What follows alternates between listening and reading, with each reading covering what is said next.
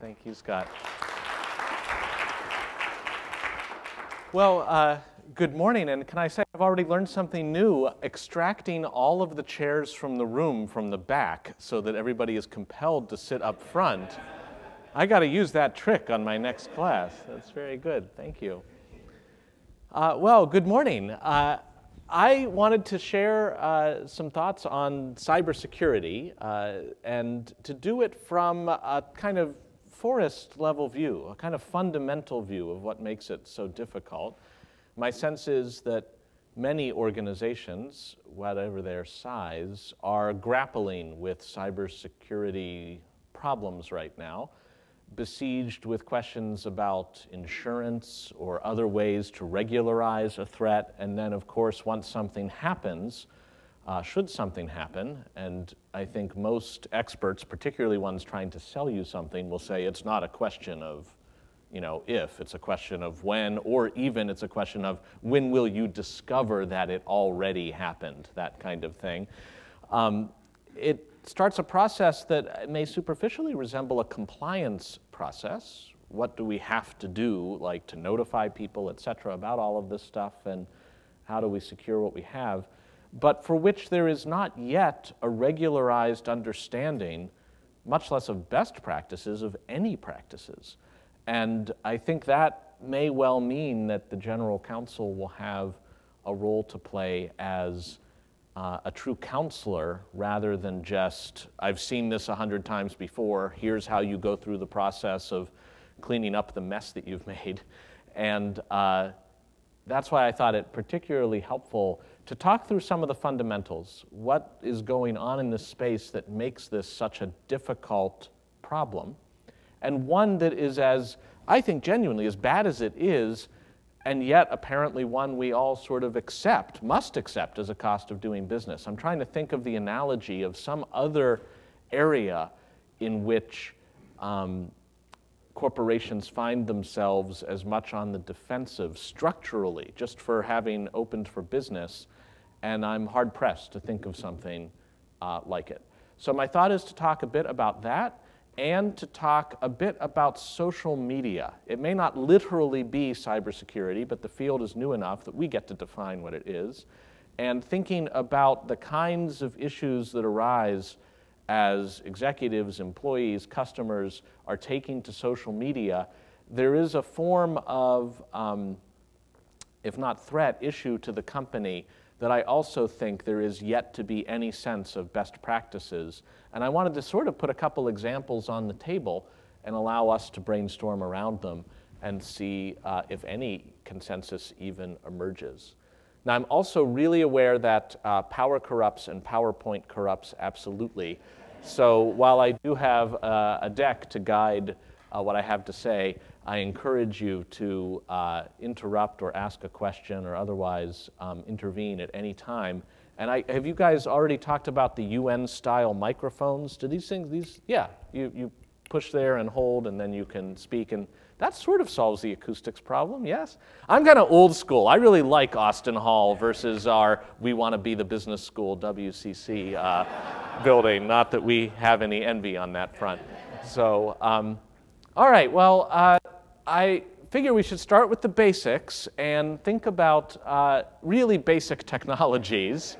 This is a tried and true technology that you may not understand if you were using it exactly how the typewriter works, especially of this variety, and be able to trace each key to its respective impact lever there. But it has a certain stability to it. The way this thing works, the moment you encounter it, will be the way it works, unless it breaks, until the moment you decide to retire it. And this is the hallmark of many what I'd call appliance-sized technologies that have found their way into the modern enterprise. And while there may be a disruption occasioned by the introduction of anything, even as simple as a typewriter, en masse to groups of people, it can be digested in stages, and it doesn't change as an underlying factor unless there are new models and such that come out with new features. But the element itself remains the same. Now, speaking of upgrades and new generations, here we take the Royal Typewriter of the 30s to the Flexowriter of the World War II era.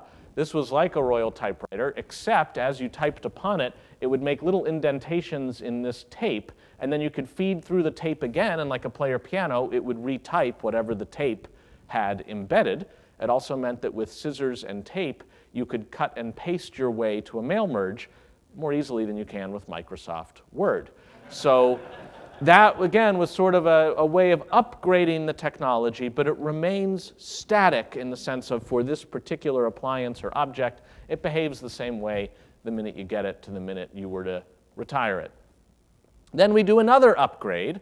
I don't know if people remember writing term papers on this kind of thing. This is like, yay for the 80s, the Brother Smart Word Processor. You fire this thing up. Here's the main menu, everything you could possibly want: word processing, spreadsheet, address book, and new technology, leap. I remember the in-between phase of the typewriters with one line in them. You remember that? And people would learn how to use them and be amazing at it. And you're like, you have the entire document on that one line? And they, oh, yes, absolutely, and make changes quite extraordinary. But similar, of a piece of the prior two generations, because again, not really reprogrammable as you go. And again, very few technologies are, or at least traditionally have been, reprogrammable as you go. Until we hit what I identify as an inflection point, 1977, where at the West Coast Computer Fair, a 21-year-old Steve Jobs introduced for the first time the modern personal computer. And by modern personal computer, I mean a computer for which there's the chassis. It hooks up to, that's right, a television set. How's that for repurposing things and getting your lifetime's worth of REMs, of radiation, in only 20 minutes? And you get one of these things for like $800, and what do you get when you turn it on? A blinking cursor. That's it, a blinking cursor. And you could type 10, print hello, 20, go to 10, run. It says hello up the screen, and it's like, wow, this thing is great. And others are skeptical. But it's amazing to imagine this thing leaving its manufacturer without any use. At the time you get it, it's as good as a doorstop. It needs to be programmed by somebody other than Apple in order to find any particular value or use. And in the eyes of Steve Jobs at that time, the value would come from the so-called 10,000 talking computer freaks that went to the West Coast Computer Fair, the kind of people that would rather build their own clock rather than buy one. Any of them among us right now? Good times. You could get it from Heathkit, or if you were really, into it, you would go to Radio Shack and just get a sack of parts or fries and build your own clock.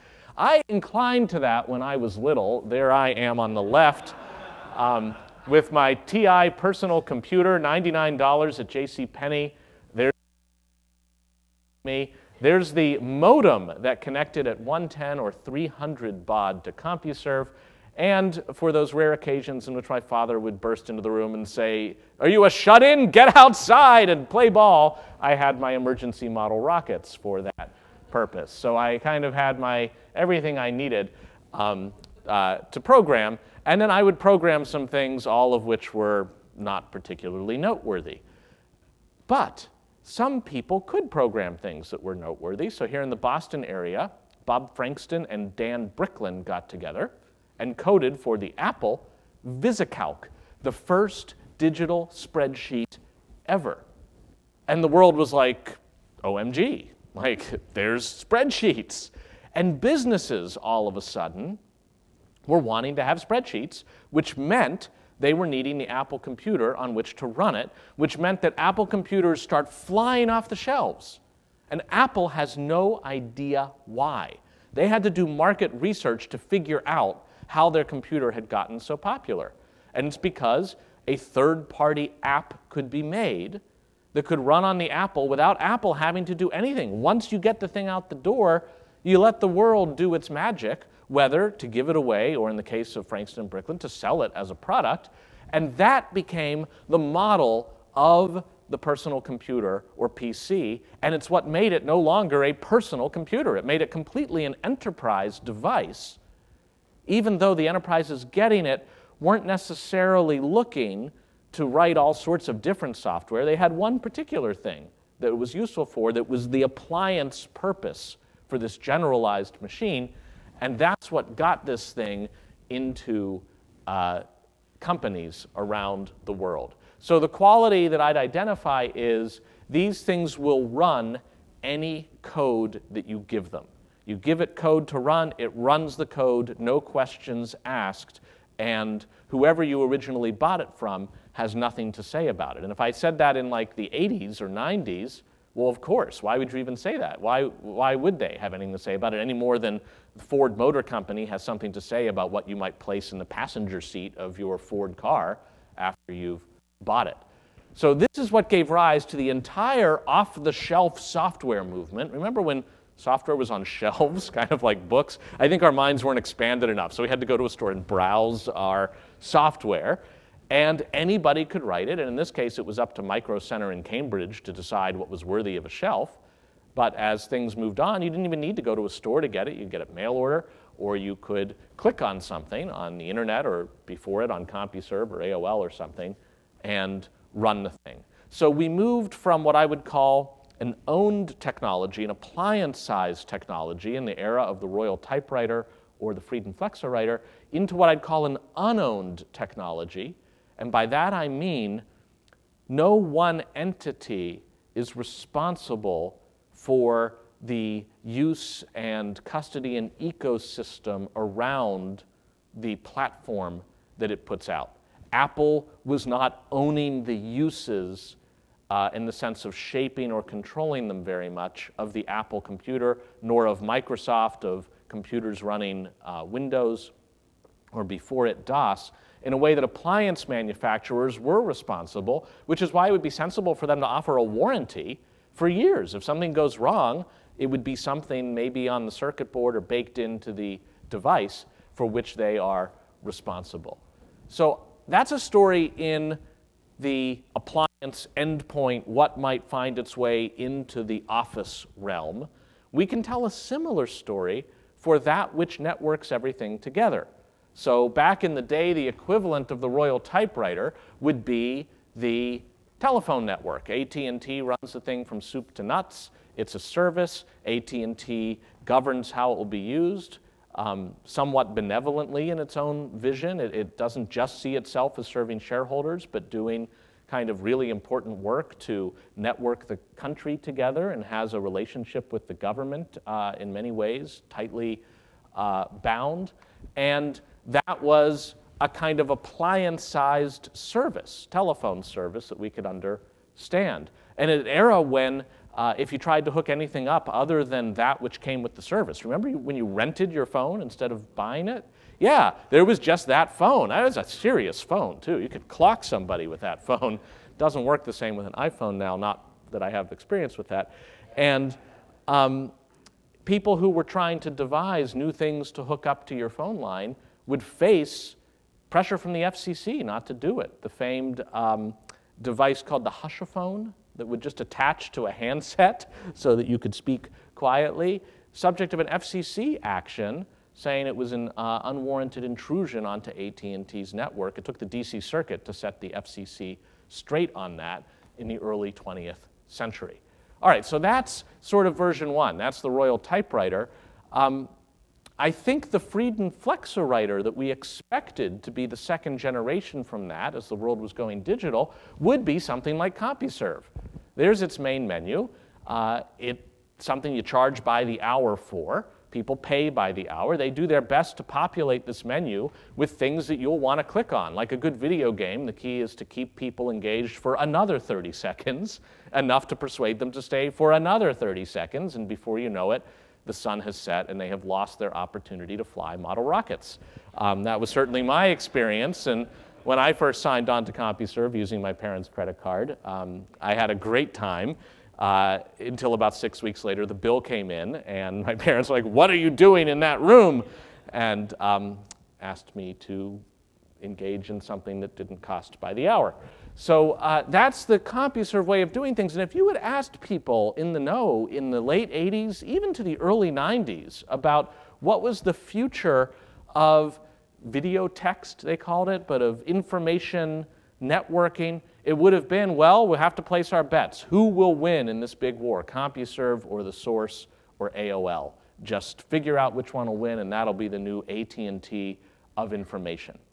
As we know now, it didn't quite turn out that way, and somewhat unexpectedly, out of left field, arrived the internet, begun from circles that were very different from the firm-based owned technologies of AT&T and CompuServe. These are three of the framers of the internet, pictured for their 25th anniversary retrospective in Newsweek. People remember Newsweek? It was a magazine that got delivered each week. Yeah, those were good times. And you can see here, these guys were actually classmates at the same high school in suburban Los Angeles. So like we had a French club or a debate club. They had a Let's Build a Global Network club that worked very well. And they're showing in this carefully composited photo that you can build a network out of just about anything, including tin cans and vegetables. Although if you'll notice, it actually goes from Steve Crocker's ear to Vint Cerf's ear, and then Vint Cerf's mouth to John Postel's mouth. It's not a functioning tin can network, which I hope is an inside joke from the people who built the internet, rather than they don't even know how to string tin cans together.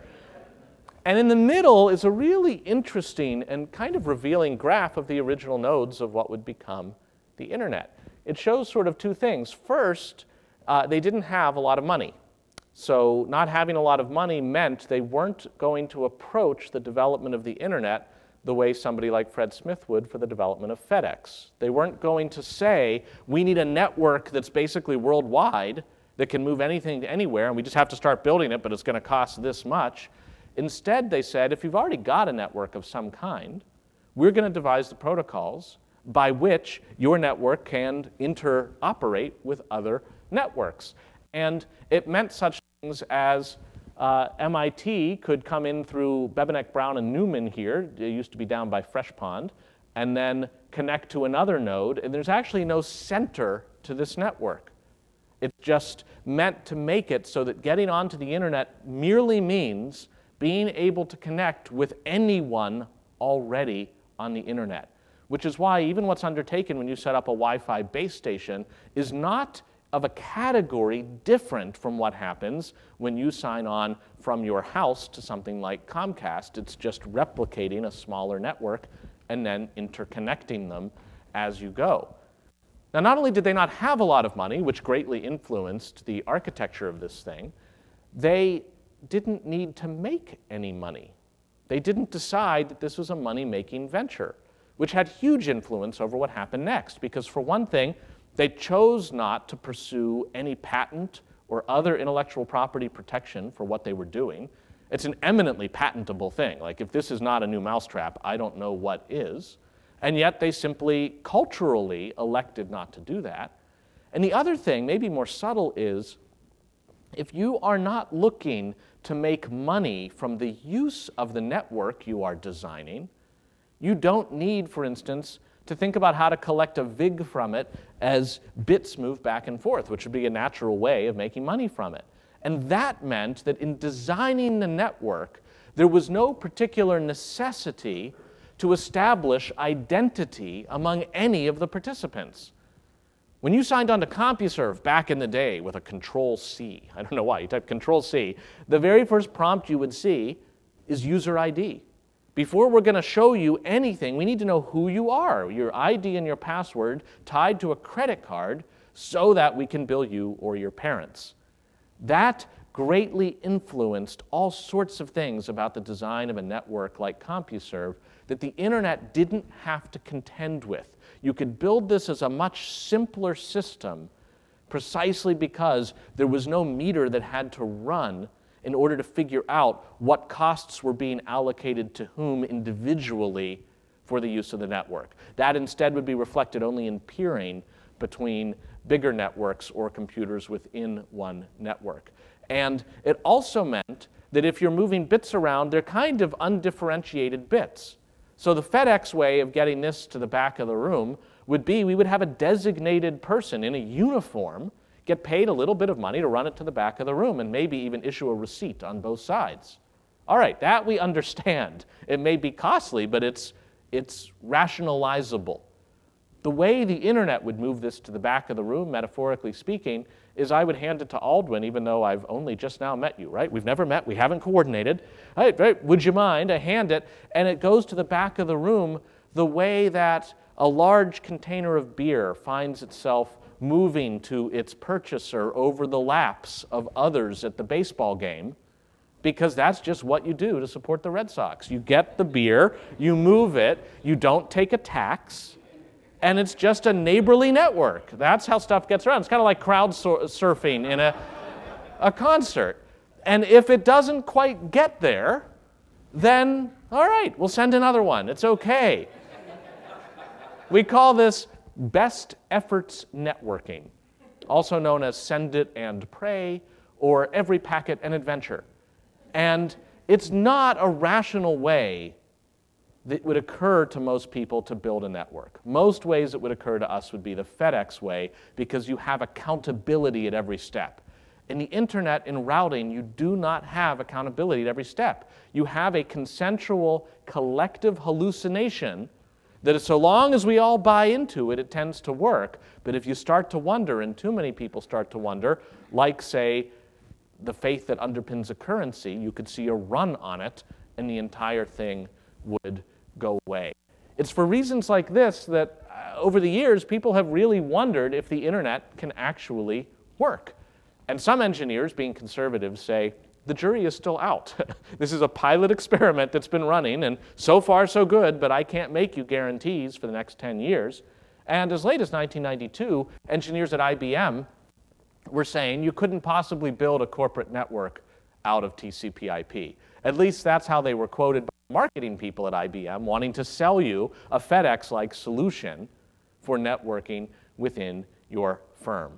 And that's why the engineers at the Internet Engineering Task Force, the unincorporated, no president, doesn't have a place of business, collective hallucination engineers who build internet protocols. It's why they're fond of saying that their mascot, if they had one, would be the bumblebee, because the fur to wingspan ratio of the bumblebee is far too large for it to be able to fly. And yet, somehow, miraculously, the bee flies. It turns out, I think we've discovered that we know now how bees fly. In 2006, that's when we found out how bees fly. It turns out they flap their wings very quickly. So, news you can use. So this became what we call hourglass architecture for the internet, and it allows for a modularization along each of the layers. The internet is basically this in the middle. This is not intellectual property, despite the IP label. It's Internet Protocol. An Internet Protocol is the secret sauce that doesn't change very often. That's why it's a narrow part of the hourglass, not meant to be that complicated, but which allows crowd surfing happen. And underneath, the idea is you can bring your own equipment to the party. We'll show you how it can work with the network. But again, we're not vouching for the equipment. It's not a formal specification for all possible equipment. We're only going to specify how that equipment should talk using Internet Protocol. But it means then that you get equipment that has not been validated, or it's not static, it's dynamic, which is why this base is very broad. And similarly, at the top, you can have any old application running over the internet. Unlike CompuServe, the internet has no main menu. It has no CEO. There's nobody to do a business deal with if you're trying to get onto the internet. All there is get yourself onto the internet, figure out cash and carry, how to become a point of presence, and then where do you want your bits to go today? Figure out if there are customers that want to reach you, or you want to reach them, or whatever it is. Just interconnect, and we're done here. A very, very different model from the integrated service model of something like a CompuServe or an AOL. And that meant that in the early days, people could start building applications and see where they went. So here's Tim Berners-Lee, circa 1992, building the protocols for the World Wide Web. Right? A physicist at CERN in Switzerland, in his spare time, he's like, you know, here's a way in which a server can send a file to a client But instead of it just being a file, let's come up with a way that it kind of inflates automatically into pictures and links, and when you click on a link, it goes to maybe a different server and fetches a different file. That's the World Wide Web, collective hallucination. There's no main menu to it. Tim isn't the CEO of it. It's just a way of pushing stuff around that might be felicitous that people ended up adopting, in part because Tim did not seek to patent it, didn't copyright the standards. It's just out there for people to use, and use it they did. One other important application from this era, a guy named Robert Tatham, staffer at the psychology department at the University of Tasmania, wants to get his Windows PC onto the web and onto the internet in 1995. And while Windows 95 had the prevision to include a talking paperclip, it did not have anything to connect you to the internet. So Tatham goes ahead and writes Trumpet Windsock, a little piece of software, .exe. You run it on your Windows machine, and magically, you don't even know what's in these boxes. You're just like, okay. And away you go, and you are now on the internet. Why does he call it Trumpet Windsock? This is Robert Tatham. He likes to play the trumpet, so he called it Trumpet Windsock. Now, so far, I'm telling a kind of happy kumbaya sort of story of people just write stuff, and then it gets really popular, and life is good, and I'm inside working on my computer. Life is great. But realize that this does mean that there's lots of code running on any given machine that may have come from a staffer in the psychology department at the University of Tasmania, from somebody purporting to be sane but not, from anywhere. It might have been written by a computer, and then nobody knows where it came from. I don't know. Something wrote this. That's all I can tell you. Well, that seems true. But this is how we get to problems like Heartbleed. I don't know how many people have heard of Heartbleed. This was earlier this calendar year. There was a protocol somebody devised, building on top of the web, that would allow a server and a client not just to speak, but speak securely.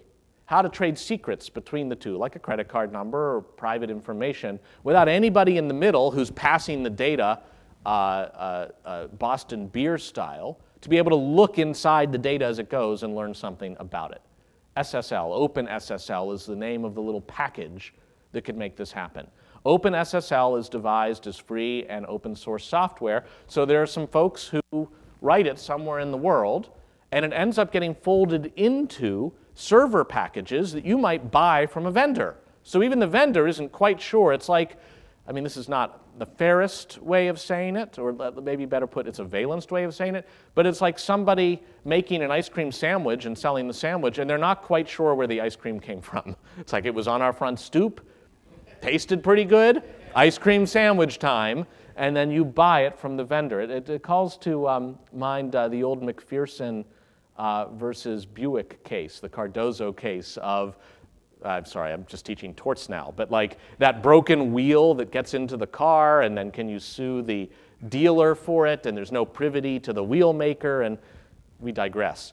But Heartbleed is basically that in a nutshell, and on a scale of 1 to 10, many internet security experts rated Heartbleed an 11, because it turned out that there was a bug basically akin to a typographical error in the code for OpenSSL, such that not only did it mean you could peer into things after all, but it meant you could knock on the door of a server as if you were wanting to trade a secret with it, and by pushing the right data at it, this is the mistake, the server would start disgorging at you random portions of its memory, which would mean information from other sessions it was having with other people would suddenly be available to you. With enough assiduousness, you could basically get the entire contents of a server back at you by exploiting the Heartbleed vulnerability.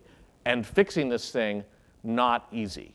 And once it's broken, what do you do? By the way, this was, I think, a guy named Robin Sigelman, a graduate student in Bavaria, is the one who was sort of working on this piece of OpenSSL. And for a brief time, people interviewed him like, what's it like to have created a huge security vulnerability on the internet? And he's like, bad. And They're like, well, did you do it intentionally? He's like, no. I'm like, well, all right.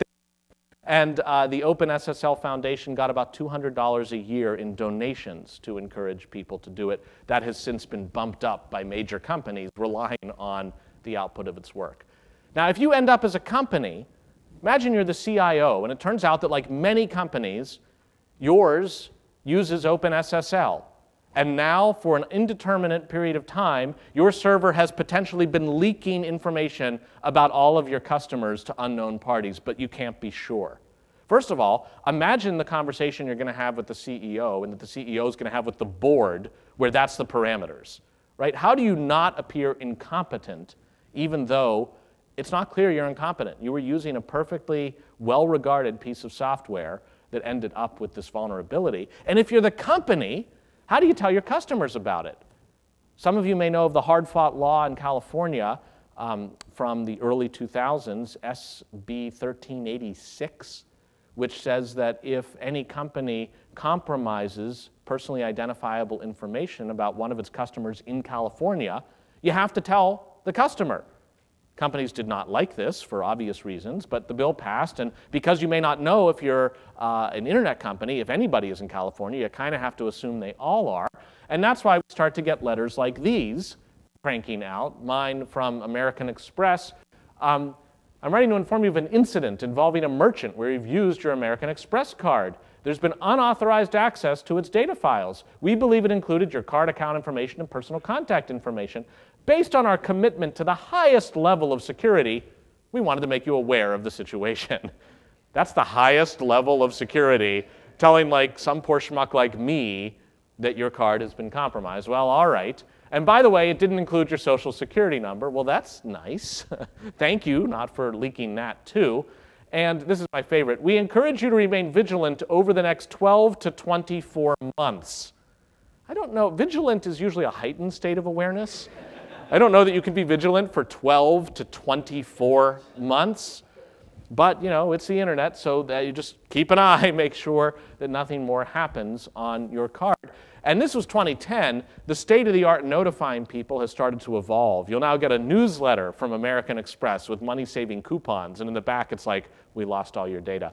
And that's why, as things have been happening from publicly traded companies. Some of you may remember in the past couple weeks, JP Morgan had a breach of customer information of the sort that Amex described. Not the actual crown jewels like bank account numbers and such, but contact information. And it got people worried. They're having to file a Form 8K because this could materially affect their business if they get known as not being very secure. So they just file a little disclosure to their shareholders and to the SEC that says this is what we lost, and by the way, the compromised data impacts approximately 76 million households. And so can you imagine just having to type that at JP? All right, let's hit send, and you know, we end up with big news stories about this kind of thing. The only silver lining is like, hey, if JP Morgan can do it, at least we can say, we have security of the sort that JP Morgan uses. How can you blame us if we are compromised? This is the OpenSSL project notification, by the way. It gets about $2,000 a year, typically. And then this week, the week of the bug, they got 200 donations totaling nearly $3,000, which they're very excited about. Weird business plan, right? The more vulnerabilities, the more money they give you. It starts to sound a little bit more like the glazier throwing a brick through a window advertising its services.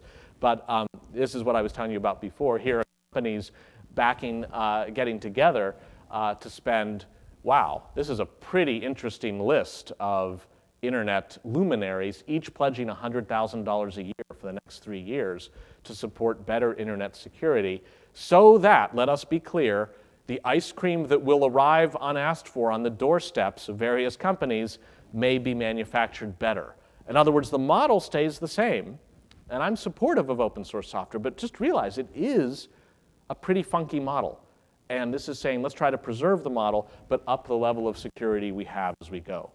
Now, in the meantime, that's about servers. Really, any personal computer, whether it's a server or a client or a device that you might have with you of the PC variety, is ending up now running huge piles of code on it simultaneously, and nobody can tell you what it is. And if one piece of this code has a bad instruction in it to go beyond what maybe you would expect, to delete the hard drive, to find spreadsheet files and start just transposing numbers every so often, that's probably worse than having the hard drive deleted, right? To turn on the camera of the machine, any of that can be done. It's kind of like the Princess and the Pea. No matter how many mattresses you have, if there's just one bad piece of code, it's all over. This is a very vulnerable architecture baked in 1977 that is the dominant architecture that, to be sure, gave us the internet revolution, but also makes us so vulnerable in a way that our refrigerators aren't. Your refrigerator doesn't break a few weeks after getting it because your kid put the wrong piece of fruit into the fridge. Well, now it's got a virus. That's it. You know, your TV doesn't stop working because, oh, you tuned to MSNBC. That was your mistake. The TV now has a virus. Like, it's over.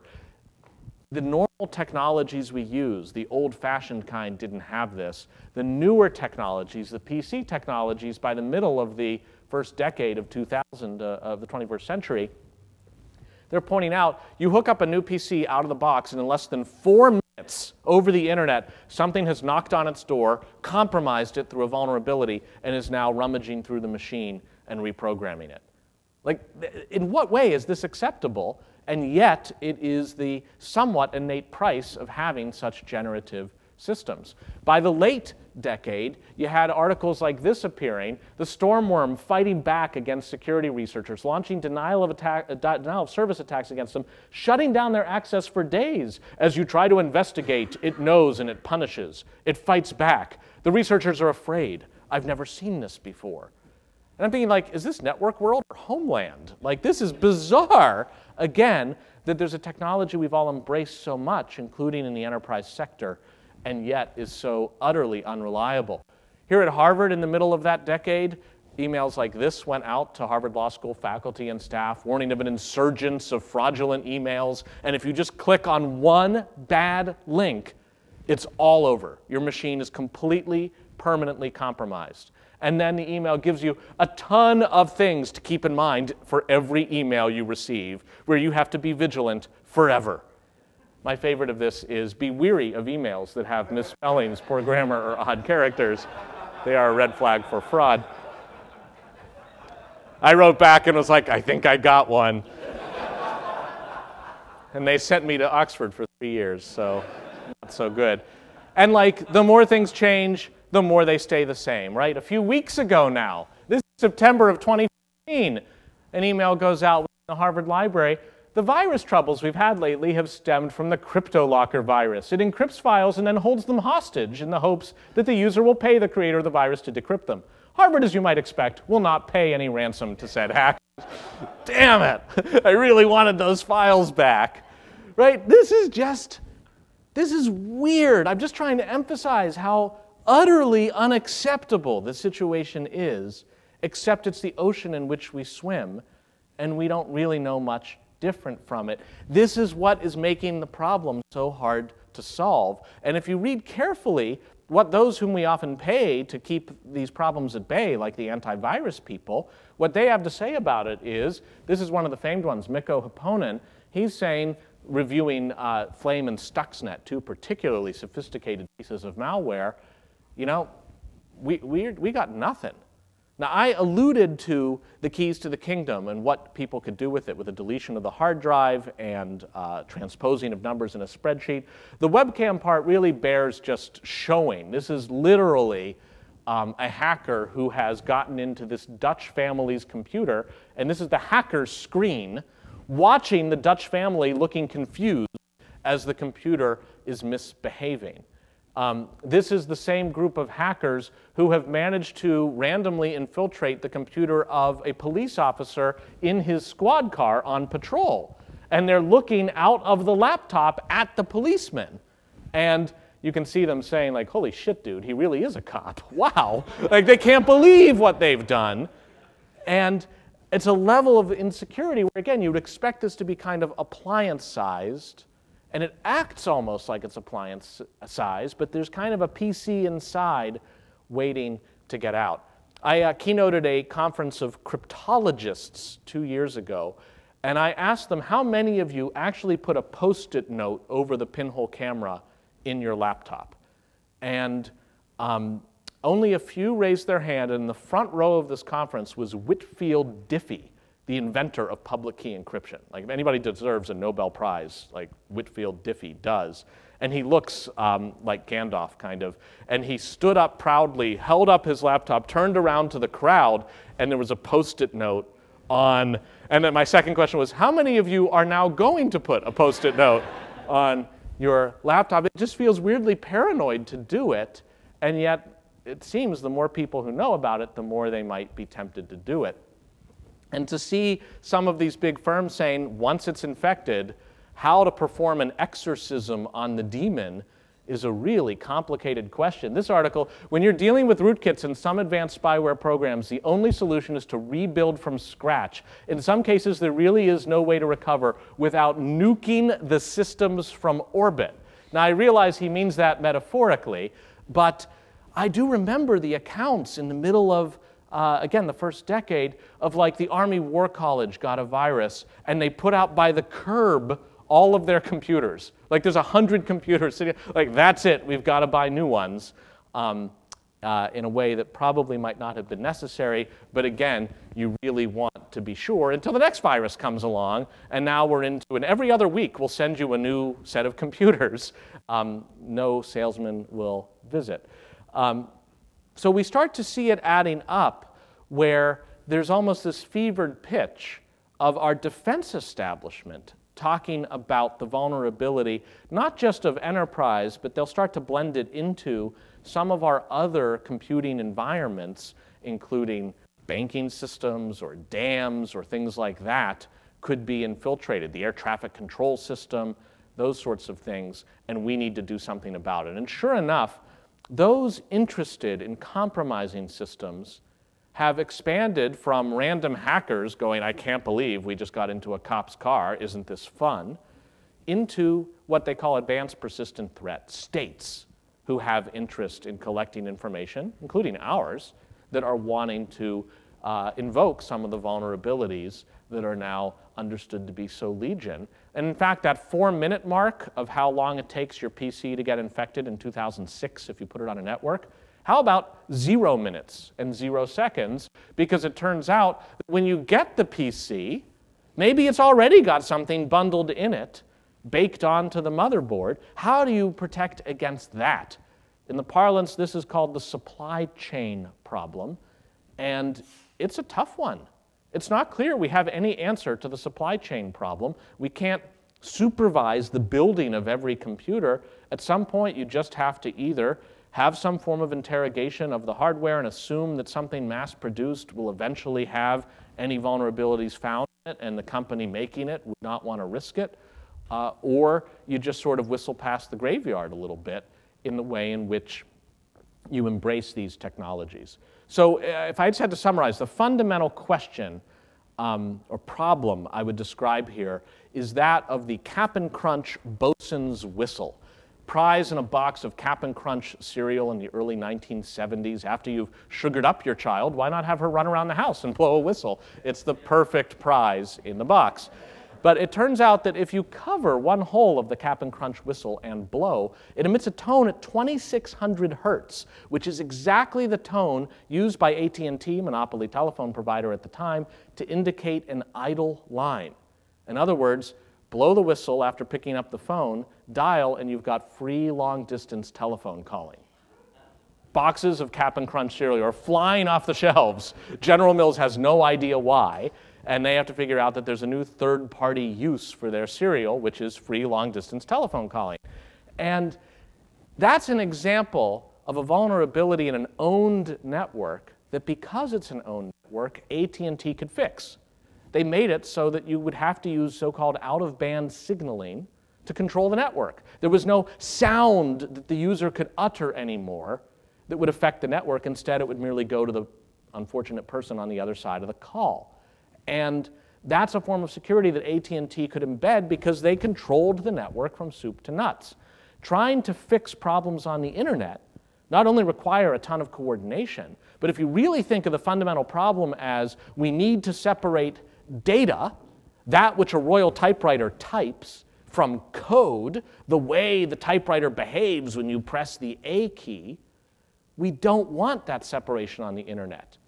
The same pathways that carry our files, our music, our video, are also the pathways that carry software that in fragments and in a heartbeat can reprogram the way that your endpoint or the network in the middle works. And we wouldn't want it any other way. So this is, I don't know how many boards would be persuaded by this after they've been hit by something like what JP Morgan got, but like, look folks, this is the problem and no one has solved it yet, is in fact, I think, a pretty true answer to the question of how could this have happened? All there can be is mitigation and defense rather than anything fundamental that gives you the kind of guarantee you would get in a more appliance-sized world. Now, what is the state of the art in evolving away from some of these fundamental problems on the PC? I'd say the iPhone was not a bad start.